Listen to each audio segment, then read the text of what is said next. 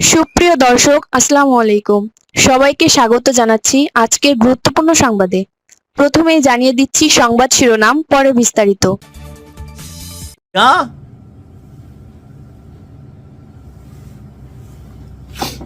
सच्ची है का भाऊ भाऊ ऐसे मजाक नहीं करने का हमको डर लगता है। আমার কাছে মনে হয়েছে যে ঘটনাটা পলিটিক্যাল বক্তব্যের বাহিরে কিছুই না।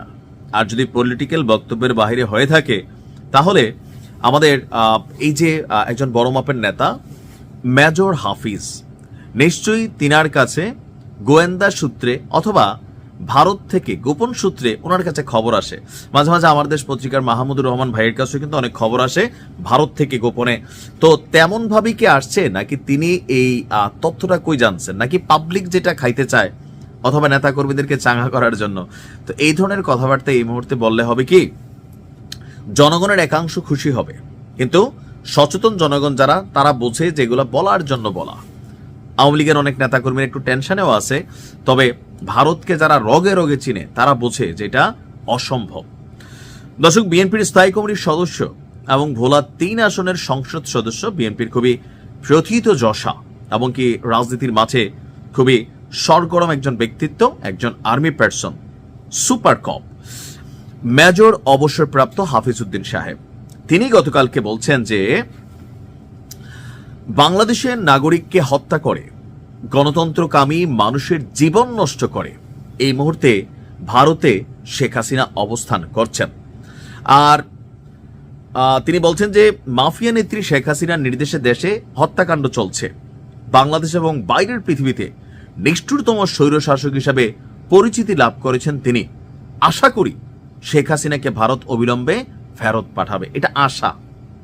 হেডিং ছিল বাংলাদেশকে অবিলম্বে ফেরত পাঠাবে ভারত, গণমাধ্যম কালের কণ্ঠের নিউজ। তা আমিও ঢুকছিলাম, ঢুকার পরে দেখছি ভাই আশা করছেন, আশার তো শেষ নাই।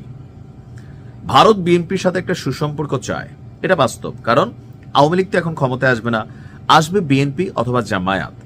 তো এই দুইটা দলের মধ্যে ভারতের অফকোর্স যে পয়েন্ট অফ ভিউতে পছন্দ হচ্ছে বিএনপি।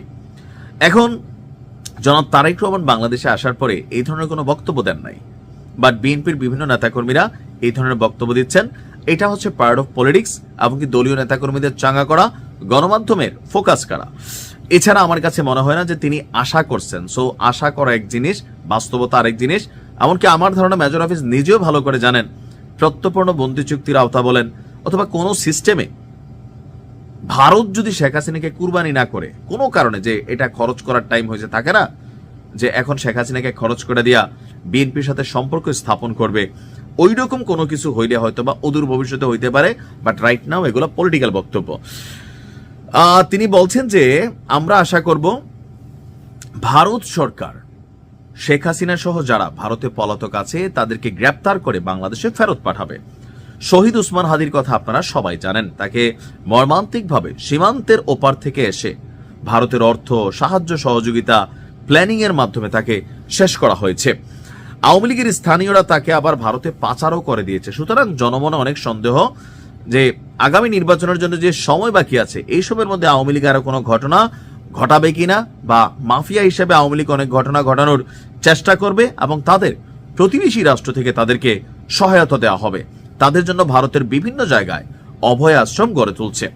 এখন একদিকে ভারতের সাথে তারেক জিয়ার পজিটিভ একটা অবস্থান তৈরির চেষ্টা, অপরদিকে বিএনপির খুবই বড় মাপের একজন নেতা, সাবেক সামরিক কর্মকর্তা, ওনার এই বক্তব্যে ভারত আবার কিভাবে দেখছে না জানি, রাগ হইয়া বলে ঠিক আছে জামাতই ভালো, আমরা জামাতেরকে আগামী দিনে ক্ষমতায় দেখতে চাই। মানে রাজনীতিতে না যে কোনো মুহূর্তে যে কোনো পরিবর্তন হতে পারে। তবে এই টোটাল বক্তব্যটা আমার কাছে মনে হচ্ছে পলিটিক্যাল পয়েন্ট অফ ভিউতে কর্মীদেরকে চাঙ্গা রাখা। আর মনোনয়ন তিনি পেয়েছেন, এরপরে আসার পরে একটু ক্যামেরার সামনে বসছেন, একটু কথাবার্তা বলতে হবে। বাংলাদেশের একটা সুস্থ মস্তিষ্কের মানুষ জানে যে ভারত এই মুহূর্তে কোনোভাবেই আওয়ামী লীগের একজন সাধারণ নেতা তো দূরের কথা, শেখ হাসিনাকে জীবনও ফেরত দিবে না। আর দুই একটা দিতে পারে বিএনপি সরকারে গেলে, যে বিএনপির কিছু ডিমান্ডেবল ক্যারেক্টার হয়তো থাকতে পারে, বা তাদের বিচার পরিচালনা হচ্ছে বা চালানো হচ্ছে, সেই জায়গা থেকে অনেকে হয়তো গুটি কয়েক যারা আওয়ামী লীগের নন মেজর ক্যারেক্টার তাদেরকে হয়তো দেশে আনা হবে, বিচার করা হবে। আর অকল্পনীয় যেটা হচ্ছে যে ভারত শেখ হাসিনাকে ফেরত দিয়ে দিবে। ভালো থাকুন, আসসালামু আলাইকুম।